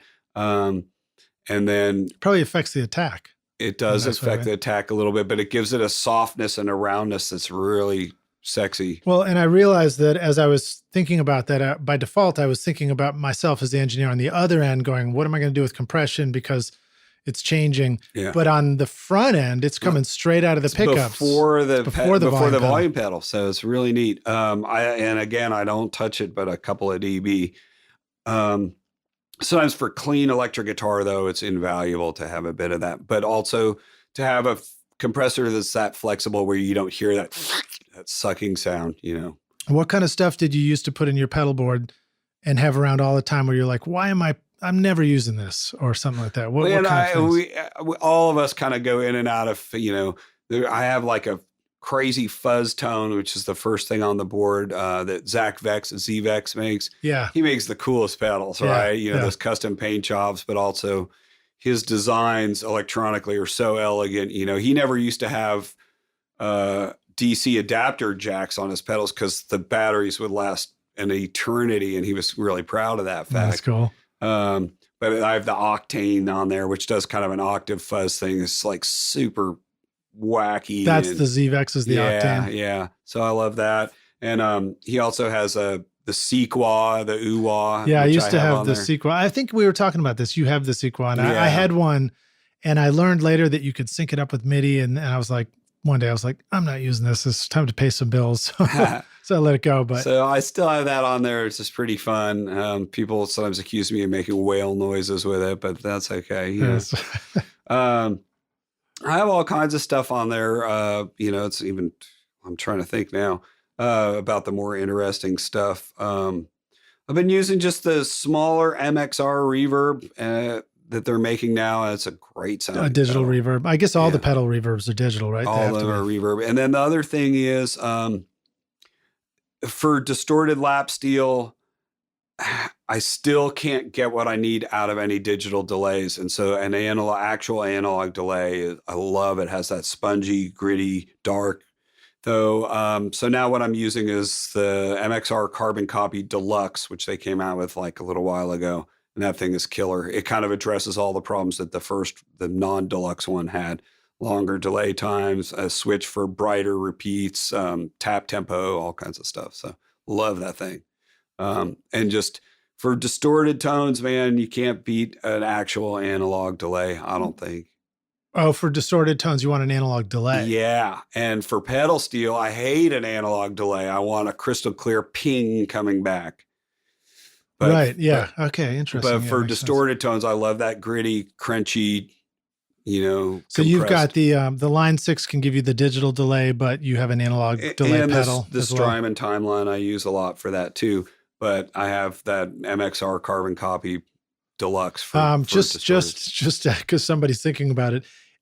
What should people begin to budget and set aside to have like a tricked out pedal board like yours, your ultimate one? Well, I don't even really know because people help me out a lot with artist pricing or just giving me stuff on account of. But I mean, getting the right pedals could still, be $1,000 or something like that. Yeah, or more, right? I mean, it depends what you're shooting. And the pedal for. Board itself, those pedal trains they're pretty reasonable, man. Those things are pretty reasonable. And then if you want them done right, paying the cabling and the power supplies are expensive, and it's so tempting to kind of go cheap with them.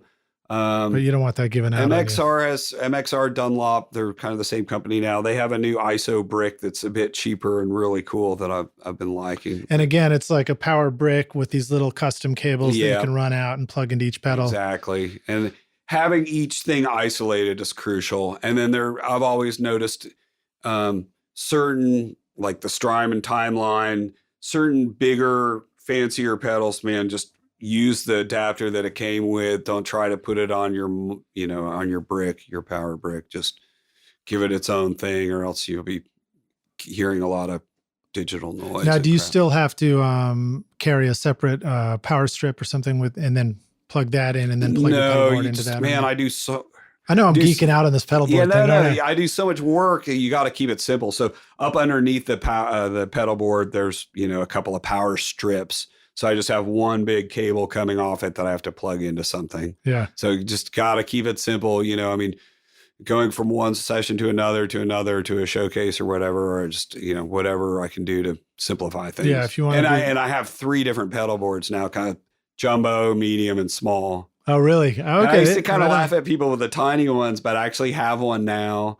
And I don't really do any traveling anymore, but I've just done a couple of fly dates, mainly for this artist that I'm producing. I went up to Canada for her a couple of times, and I was able to put the pedal board in my suitcase, Okay, cool. And what about the instrument? Are you flying and carrying a pedal steel? Flying a pedal steel is like the worst. I try to avoid that at all costs. And it's so hard on the instrument. And frequently it can be over 50 pounds. And so you pay out the butt for that. So when in doubt, I always try to just show up and do Dobro or lap steel. But, I've flown with a pedal steel hundreds of times in the past. One time in a huge anvil flight case, I don't know what they did to abuse it, and it sheared one of the tuning pegs clean off the instrument, and I just couldn't even play the instrument when I got there. Speaking of tuning, how do you tune your pedal steel? Do you have a tuner first in the chain, and are you constantly having to set it? So the interesting thing about pedal steel, and people do things differently, but I still like a tuner with a needle on it, because you're having to detune or temper certain strings by certain amounts. And as well as some strings, you want it dead on, but when you press a certain pedal or knee lever down, you want it flat by 10 cents or, fill in the blank. So and then I'm tuning so many different types of instruments as well. So having a needle tuner is great. Boss used to have those TU whatevers, and now they have a new updated version that I like just as well. So what I have on my big session board, there's a buffer, like one of the first or second things that the signal chain sees is a buffer that splits it off and sends it over to the tuner. So that way, if I have some pretty wacky effects engaged, I can still tune right. Direct you just signal. turn your volume pedal down. So just tune the volume pedal down, and what notes of a chord are requiring 10 cents flat? Okay, so the thirds and sixths need to be flattened, and the major 7 needs to be flattened a little bit too. We don't have to get too deep into it, but we're here we are used to a scale divided into 12 notes, which is equal temperament.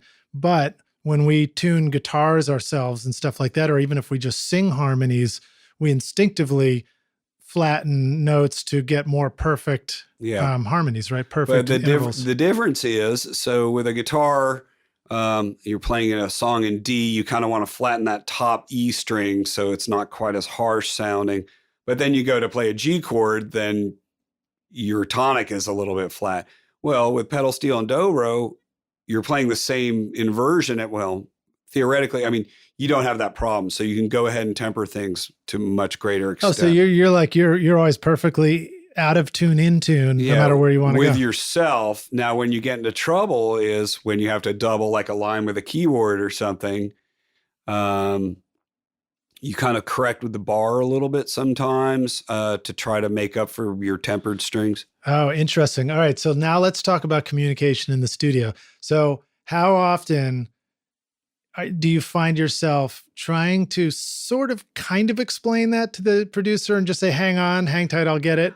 Or not, not go there at all? It depends on the session. If you're overdubbing, you might retune a pedal or a string just so you can double apart and get it really nailed down. If it's a tracking day, you may not have that luxury and you just have to get as close as you can get. Yeah. All right. So it was one of my questions. What is the difference between playing pedal steel?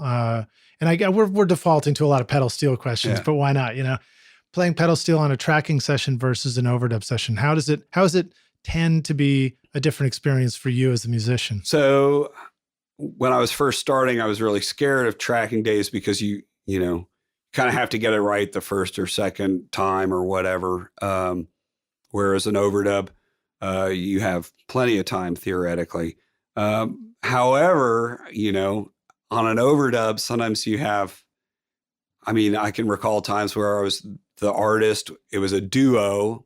And then, so you have the producer also. So you have three people telling you what to do, telling you what to play, pulling you in different directions sometimes. And it can be a real chore. That's on the overdub session? Yeah. And the overdub. And, so union sessions, when you do an overdub, you are the leader. So you get paid double what you would get on a tracking day. But you deserve it because you're there just getting hammered from the second you start to the second you finish.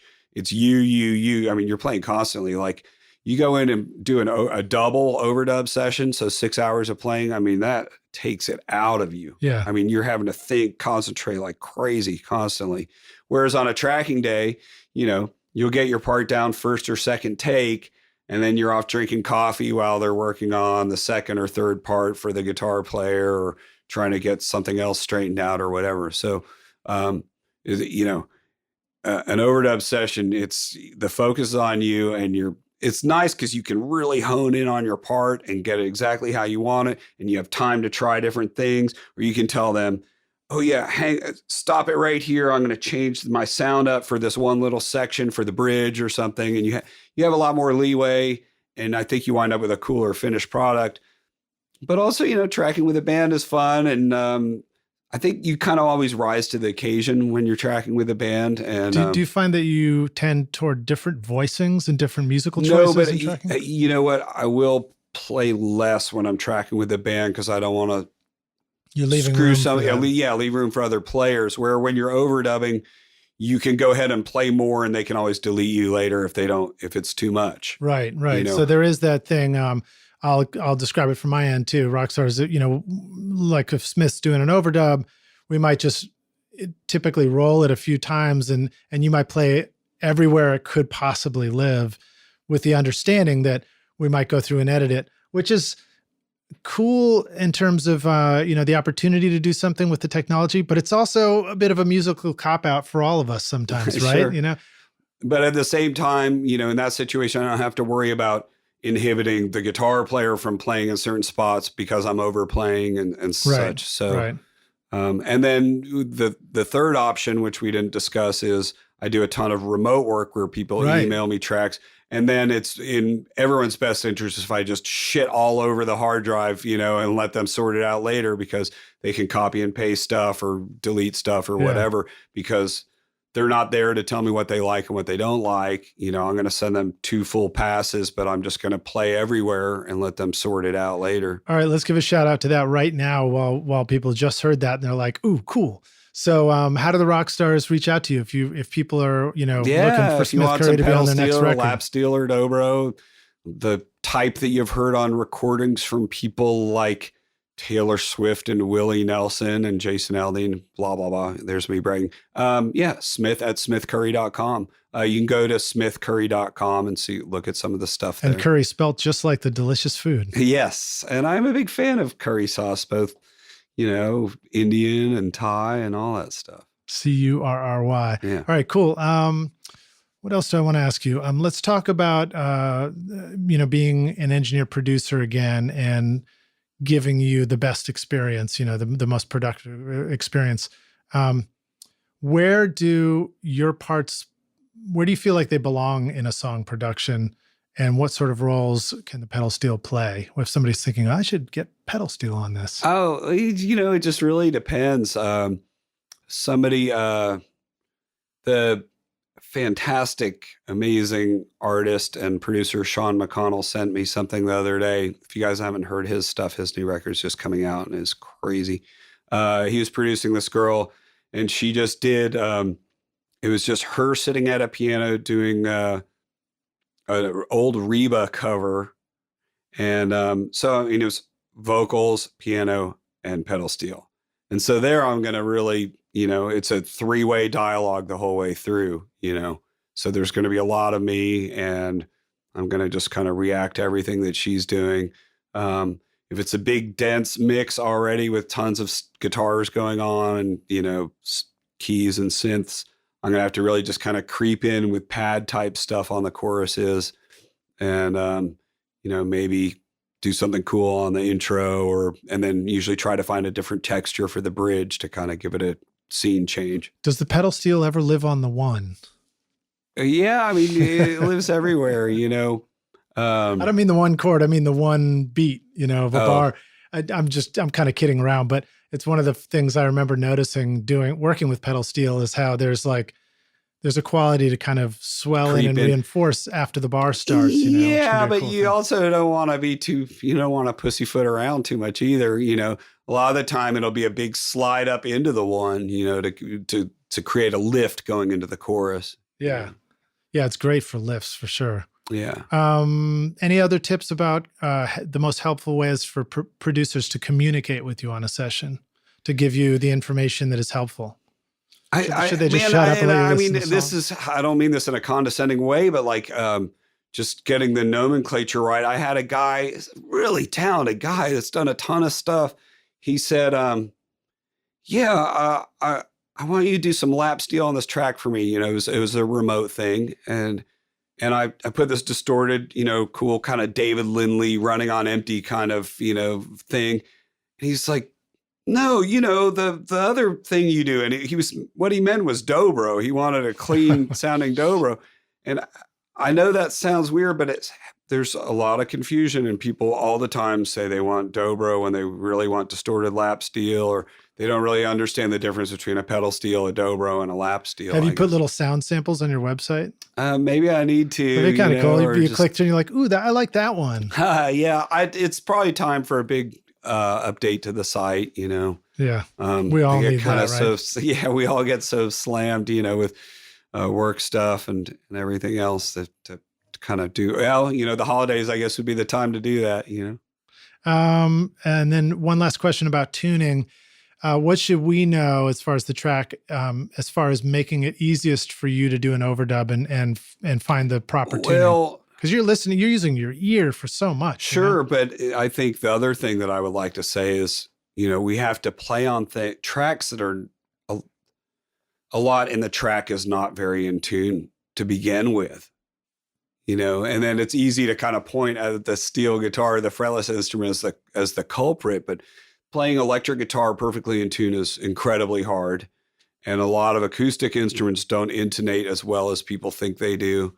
And so, I would just kind of put that out there for engineers and producers that tuning is such a complex subject. And, as an engineer and producer, I've been tuning vocals a little bit lately. And that's the weirdest thing of all, because you can really, a vocal can be, you look at it in Melodyne and it looks so out of tune, but it sounds fine, and vice versa, So with all that stuff, you just got to use your ears. Is bass the hidden culprit for tuning a lot?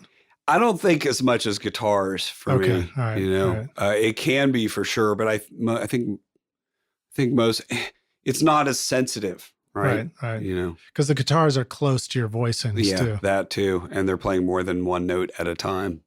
I know. It's funny how two instruments, it's the combination of instruments that make things sound out of tune. Exactly. So, and we were talking about with pedal steel and Dobro and lap steel, I temper the strings so it's really in tune with itself. And it's like, that's the first priority. And then how in tune with everything else it is the second priority. It's what the ear will notice the most, is whether it's in tune with itself first, because it's such a close tone and close voicing. And if it's on the steel, it's coming out of the same amp too. Yep, exactly. Let's talk about your production a little bit. Yeah. You want to do that? Yeah. All right. So tell us, any projects you're working on that you're excited about? A year ago to this month, I started doing these crazy slam, ostensibly demo sessions. People have been using them for records, which I have mixed feelings about. I've just been charging, I'm raising it up as of the new year from $350 to $400, and you get tracks from a 6-piece band. And, you know, Wow. it doesn't include vocals or mixing, but people throw these songs at me. I'll get them like, you know, the morning of the session, somebody's like, hey, can I add this onto the session? And we'll do anywhere from, you know, 6 to 15 songs at the session.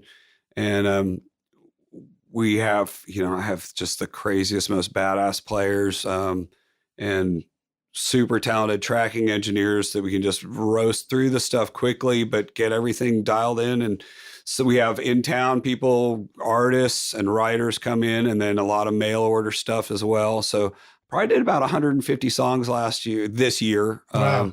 doing it that way. And it's been really fun, ranging from, you know, crazy stuff for, the kids bop. I didn't even know this was a thing. And the younger guys on the session was like, oh man, we're doing a kids bop song, you know? So we did a couple for those guys.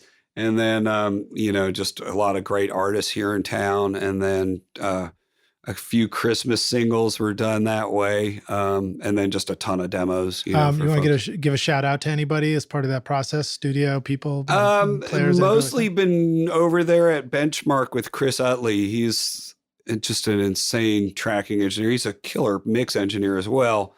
But he has that room dialed in, and he is in a town of fast engineers.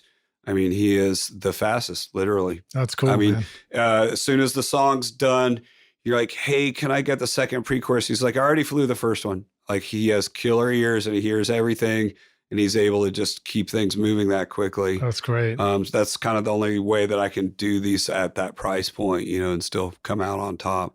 And then just the normal bros on the session, they're all badass session cats, you know. Are there, you know, if you were a bass player or a drummer, it might be understood that there was the opposite, a favorite bass player or drummer that you played with a lot and you guys really had a thing.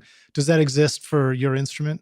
Are there pairings? Not as much for my instruments, but guitar players, I guess, would be the thing. Electric players, you know, because that's kind of the thing that you're most tied to is what's going to work and what isn't is kind of what the electric players do.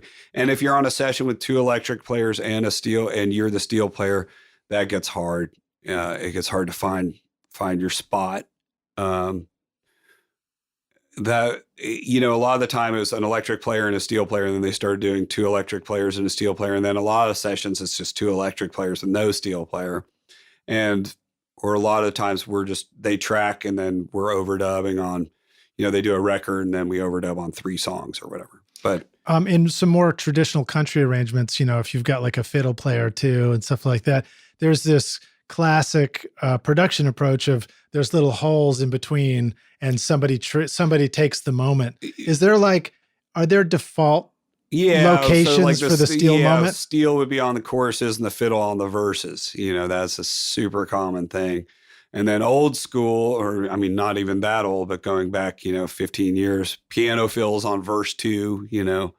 But the role of the keyboard players changed drastically in the last 5 years as the EDM influences and stuff have come in. Sure. Yeah, sure. So interesting. Yeah. Because I can see how a pedal steel has this quality that can fill up the sound in a nice way, like an organ overdub, you know? Same thing. You might go organ in the chorus. Yeah. Well, the B3 takes up a lot of room sonically. So like you can't have much of that in your mix or else it just kind of pushes everything else out. Yeah. And even so B3 is on so many pop country things these days, but if you listen, it's really quiet in the mix because otherwise it's not white or shade of pale. No. All right, cool. Let's hit some of our closing questions here. When you started out doing this, what do you think was holding you back?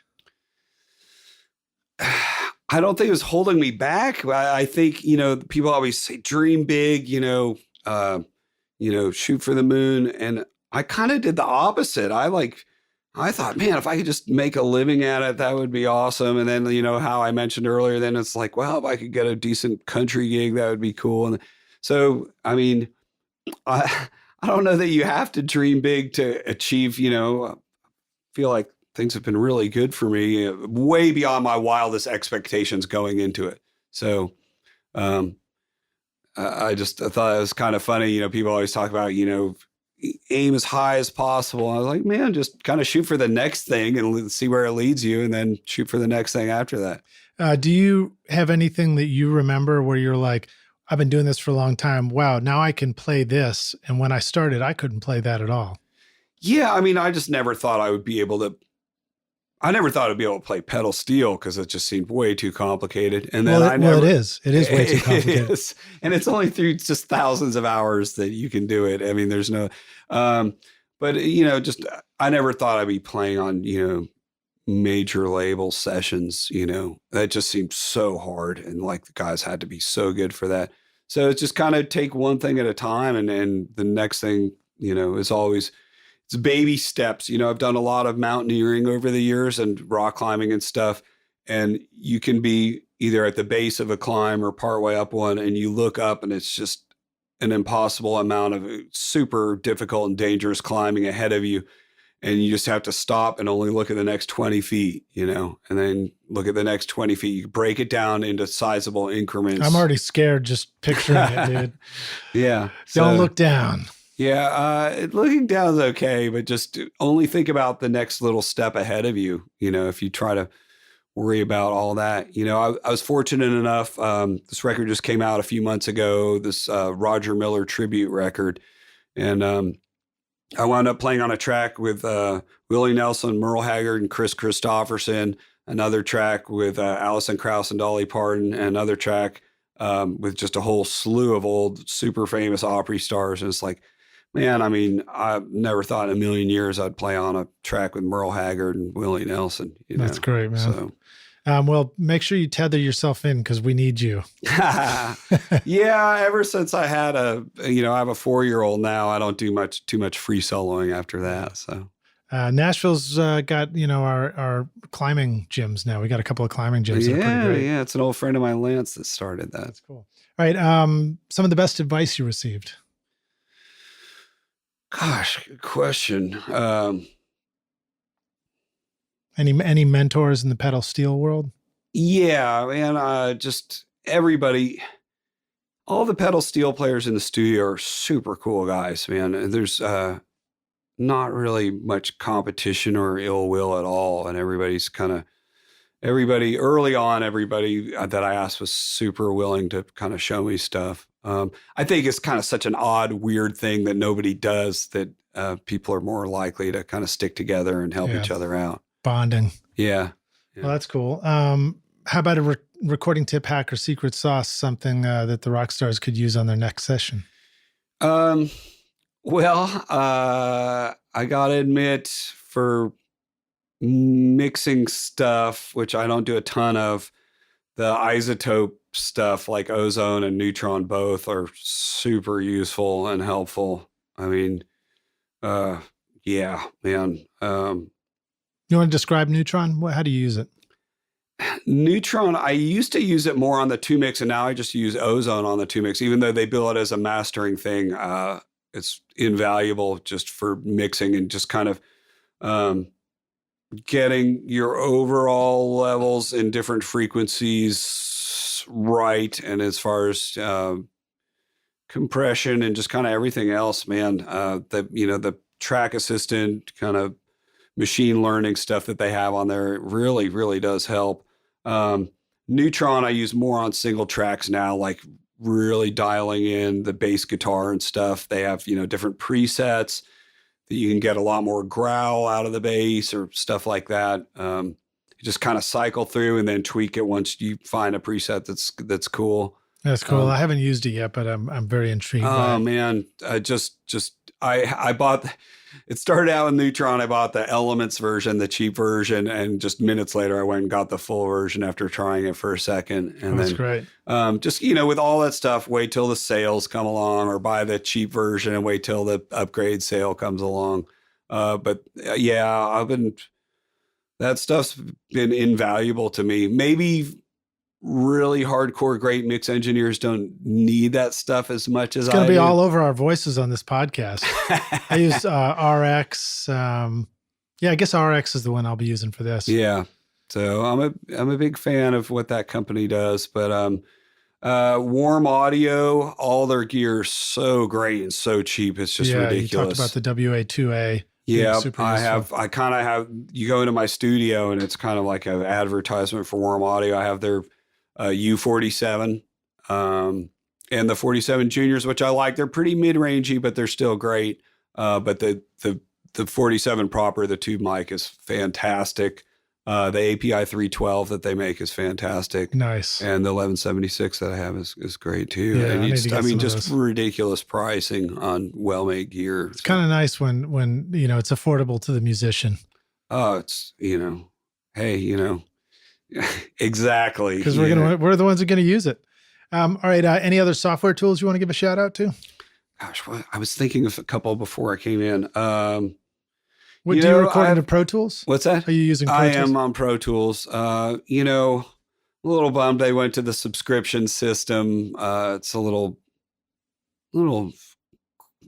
expensive. I don't think they should be a little bit better to their clientele, but it's great. I mean, if you're in Nashville recording, you kind of have to be on Pro Tools. Right, that's what everybody's using. Everybody's using it, and it's a great program. I see people complaining about it crashing. That really never happens with me. Maybe I'm not dealing. Luckily, it didn't happen to us just now in this interview. But I think it did yesterday morning. But that was because my hard drive filled up. Yeah, I went over to the Apollo stuff a year and a half ago, and all the Universal Audio plugins are amazing. Yeah. They're cripplingly expensive, but they're fantastic. Cripplingly good. They really are. So, I mean, it's just worth it, Cool. All that stuff's fantastic. All right. Now, how about a resource or a tip for the business side of doing this? If we want to do this for more than just a hobby. I'm not the guy. I'm the worst businessman ever. I'm absolutely terrible. What about any advice as far as, you do go from session to session. You keep a lot of plates balanced, I guess, or however you want to describe it. That's just been a learning curve, just making sure you're showing up someplace with everything you need, especially, go to a session, go to another session, and then maybe go play a showcase or something. And you kind of, before leaving the house, you have to just kind of think ahead. And then I know this sounds kind of stupid, but packing the back of your truck the same way every time, so you'll notice if something's missing. Mm-hmm. But it's just inevitable, like once a year, maybe once every 2 years, a frantic call to the wife. Oh shit, can you bring, my such and such to the studio? Because, it's just going to be inevitable. Or, hey bro, can I borrow your Stratocaster on this track? Ask the guitar player. But yeah, because you probably have to bring a lot of things if you're bringing guitars and pedal sometimes steels I basically Dobros. feel like a cartage guy that occasionally plays, Wow. I mean, a lot of gear schlepping, but if I ever complain about work stuff, my wife is really quick to remind me how good I have it and how amazing my job is. But I also do occasionally, if I'm schlepping a lot of gear, think back to, my early 20s when I had some just truly horrible day jobs before music started to pay for itself.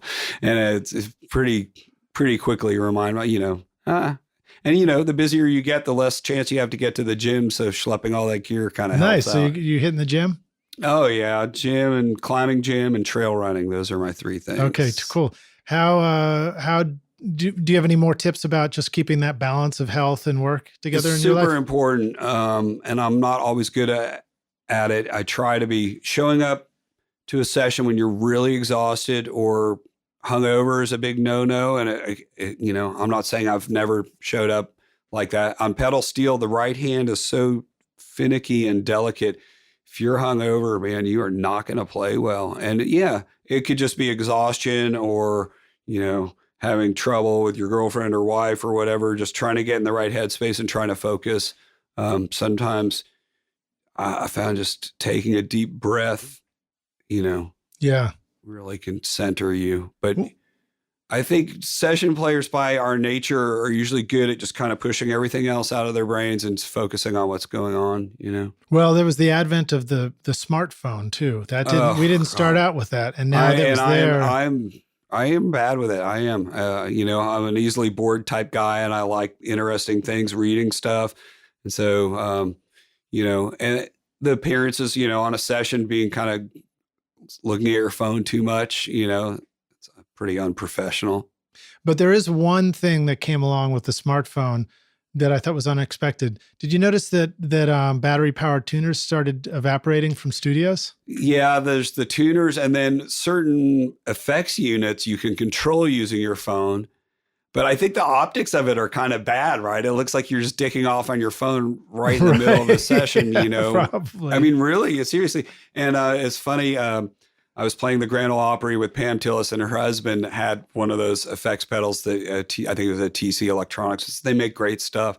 And he goes, man, have you seen this? I go, yeah, but it looks kind of bad. You got to be on your phone all the time to change everything. He goes, yeah, but, and then like right after that, Pam was like, honey, can you stop looking at your phone? We need to focus here. All right. So rock stars, get an iPad, because everybody understands that an iPad is looking at a chart. Yeah, there you go.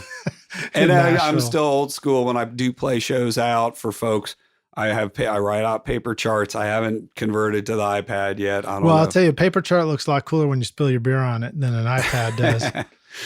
But I go through the same thing. I'll have an intern and I'll be like, I'll turn around, they're looking at a phone. I'm like, what are you doing?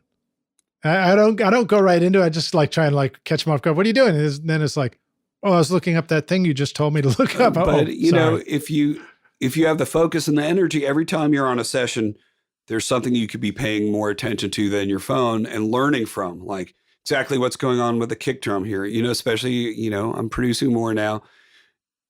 Every time you're on a session, there's something you should be paying attention to and learning from. And, you don't always have the mental energy to do that kind of thing, but it's probably better than looking at Instagram. And here we are, having looked at a lot of kick drums in our life and taking the opportunity to look at the pedal steel very closely and carefully today. So it's awesome. All right. So let's jump to, let me ask you this question. Any other tips you've got for staying organized and keeping all your shit together for us? No, I'm really the wrong guy to ask about that stuff. All right. Well, I like your very practical ones, like pack the truck the same way. So at a glance, you know what it looks like when you're wiring your pedal board. Put in the extra to go have somebody do punctuality. I'm like, as I've already kind of suggested, I'm not the most meticulous guy with stuff in general. But man, just show up on time, a few minutes early, 10 minutes early is on time. Especially if you got to build a pedal steel. Yeah. Well, then, it's 20 minutes, half hour, but show up on time with your gear working. I mean, geez, like I've had so many friends over the years, brilliant musicians, and their careers haven't gone anywhere because it's the easiest thing in the world compared with learning an instrument and everything else. Just show up on time with your shit working, man. Come on. Yeah. Have a little self-respect. And then just, being respectful of other people's time, That's a good tip. And I think a thing to remember is that at the point at which you're, paying for something to be repaired so that it's working better, or hiring somebody to wire something for you or go through it, it can feel like, this is expensive. Nobody else is paying for this, but it will turn around and be a real positive thing. And that actually does become a thing when you get really, really slammed. Trying to maintain your gear yourself enough to the point where you don't get in trouble on a session with something not working right. Changing strings. I changed so many strings. And so do you have to change pedal steel strings often? Some people do a lot less than I do. I usually do it every week on my main one. The one that stays at the house, I do remote work with a lot less. I don't know if it's because I don't sweat at the house. Might be, but I feel like they really lose their kind of snap and crispness pretty quickly. And so interesting. And unlike, an old Gibson J45 acoustic where you want it to sound kind of exactly gritty and, like Bob Dylan's. You want it punchy, and same with Dobro strings for sure. Yeah. All right. Let's go to the last question. We can take the Wayback Studio machine and you're going to go back and find young Smith and say, dude, I know Jerry's real good and you're watching him now, but I want to give you this one bit of advice. Here's the single most important thing you need to know to be a rock star of the recording studio yourself one day. What advice would you go back and give yourself if you could? I don't know if it'd be one thing, but I mean, I wish I could go back. I didn't think any of the stuff that I have achieved would be possible in the slightest bit. And I didn't throw myself into music the way I could have at a young age because I had so many people tell me that it was just an unrealistic dream. And I did well in school. And so I had options, too. That was the other thing, and I didn't know anybody that was a musician or a professional musician or did well. And so that was a little unfortunate. I feel like I could be so much further along had that happened. And then the other thing would be, I would tell myself, pay more attention to the songwriters, when I was starting to get into recording work, and then especially now producing and stuff, because songwriters are artists and vice versa. And the demo work and just kind of everything flows from that, Yeah. I mean, a lot of them are horrible musicians, and a lot of the somewhat more successful ones are maybe just guys that are in the right room at the right time. But a lot of them are just, Nashville has so much talent, and it's, I do all these writers' nights with them now, and I have such a great time. I've been writing a fair amount as well, had some success a bit lately with that. But it kind of, the Nashville songwriters, NSAI, their slogan is, it all begins with a song. And, the session player music, like, well, it all begins with a good hook that the session player comes up with, and the bridge that we fixed that you guys didn't know how to write. But man, the number one thing of whether something makes it on the charts is the song. It's not the singer. It's not the production. As much as I hate to say, it's not the playing. It's not the production. It's not the mix. I could name some names. One of the biggest breakout stars of this last year, the record sounded horrible. The singer's a good singer, but I mean, it's just, people like the song, and they seem like the artist was like a guy they would just go have a beer with, and they just clicked with them. And, so it takes off. Yeah. So, well, that's cool. Especially in Nashville, where there's that real flow of song to session to label. And everything's important. I don't want to discourage all of us from, being the best mix engineer we can be, and everything else. All that stuff matters, of course. But that's good advice. And I've heard that over and over again from people, is like, you want to be excellent at your craft, but you also want to align yourself with other people that are excellent at their craft. And just, man, network. And it doesn't have to be stupid, cheesy network. These people are all my friends. I did the Nashville Drummers Jam last night, and I saw at least 15 people that I've been friends with at least 10 or 15 years, and some that I've been friends with longer than that. And it's awesome to see those people and to be friends with that many people, and so doesn't have to be anything cheesy or lame or stupid about networking. You're not pressing your business card into strangers' hands constantly. It's just about staying in touch with your friends. Yeah, right. But it's all about those connections. I mean, success is all about that. Dig it. Well, let's make some more connections for you. How can the rock stars find you online, follow you, reach out to you, and connect with you? I think my Facebook is just Smith Curry, but I think I'm right at my 5,000 friend limit, unfortunately, but you can still follow me. And then my Instagram is Smith_Curry_rocks.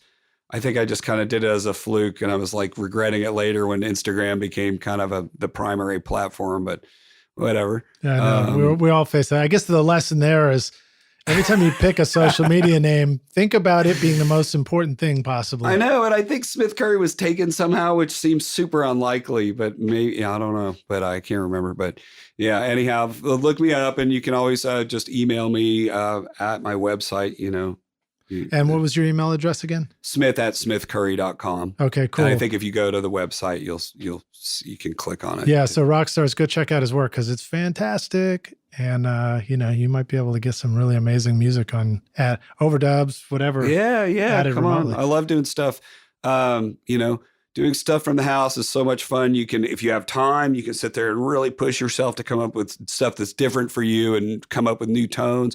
And if you don't have time, you just do a great job and make the person happy, and, work it around all your other work. So I think that's, doing stuff from the house helped my playing like more than any other thing, because you can sit there and really hear how it's sitting in the track, how it's working with the other instruments in a way that when you're at the studio, you don't have that luxury. Dig it. Well, thank you so much for being on Recording Studio Rockstars with us, fun. Dude. Super awesome, man. And you shared a lot of really great insights and a lot of cool tips. I love it. Cool. Thanks dude. for having me. We'll see you around the studio. Cheers. Yeah. Thanks so much for listening to Recording Studio Rockstars. If you enjoyed the show and want to help make it better, then please share this episode with your friends on social media and leave a rating and review on iTunes to help the podcast reach more rock stars like yourself. You can click directly over to iTunes or go to rsrockstars.com/review for an easy explanation. Also, remember to hit the subscribe button to keep up with these weekly episodes. And if you're ready to make your best record ever, then head over to Recording Studio Rockstars Academy, where you can start with my free mixing course at mixmasterbundle.com. Look for the link in the show notes. And if you want more free content from Recording Studio Rockstars, all you have to do is go to rsrockstars.com/email. Again, that's rsrockstars.com/email to enter your name and email, and I'll keep you in the loop with articles, videos, podcast updates, and even free gear giveaways for your studio, all totally free. Thanks for listening, and thanks for being a rock star. I'm Lid Shaw, and this is Recording Studio Rockstars. Now, go make great music.